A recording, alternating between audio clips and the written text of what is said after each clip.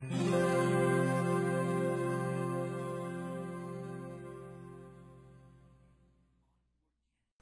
this tutorial, we're going to take an image from Google Earth and use that to build our terrain in EarthSculptor.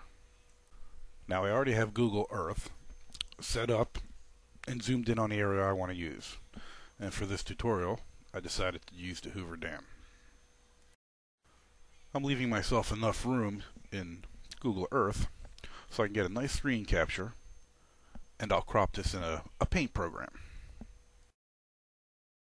For this, I'm using Corel Paint Shop Pro number 10, which has a nice screen capture option in it.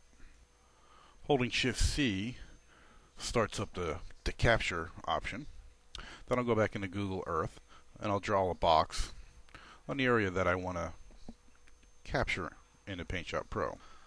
This captures the area I want to save and automatically puts it in the Paint Shop Pro for me. And now I can do my editing here.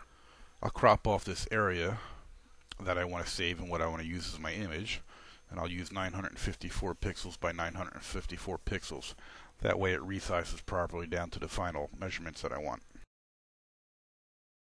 Now I'll adjust where I want my final crop to be.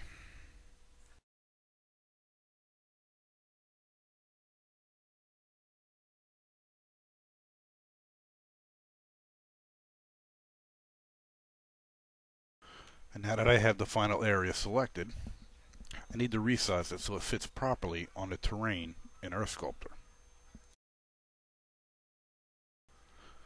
Since I'm working with an unregistered version of EarthSculptor, we know that our max terrain can only be 257 by 257.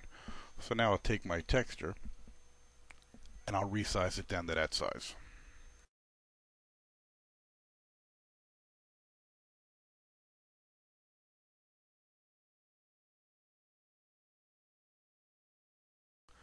Now with my texture resize, I'll just export it as a PNG file and save it in my EarthSculptor directory. This way it'll be easier to find later on.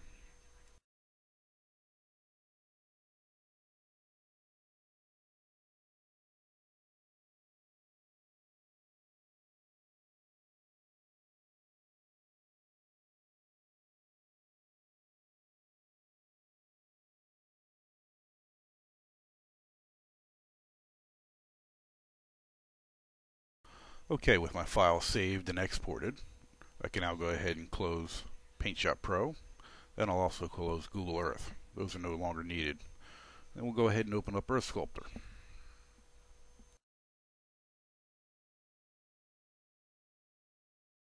We'll start off with creating a new file in EarthSculptor.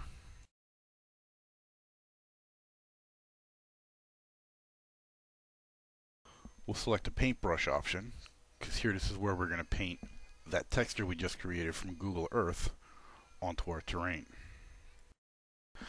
Now we want to select the material window, then we want to release the current texture, and then we want to set a new texture to our Google Earth image. Now we can see that our Google Earth image is now displayed in material area and also in our color picker. Now I want to set the radius to big, otherwise we'll sit here and paint this thing forever. So we'll just set it to the biggest setting. Now we want to paint the texture. Doesn't matter where you start, just click on the block and paint all over the place until the whole texture is shown on our terrain block.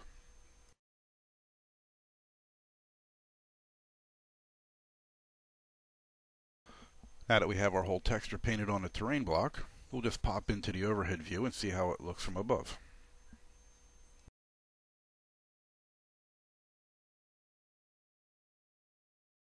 Okay, now that our texture is set, looks pretty good from the overhead view. That pretty much concludes this tutorial on how to get a Google Earth image into EarthSculptor. So I'll take the time to save it now. We'll put that aside. My next tutorial will cover how to raise the terrain roughly from this picture.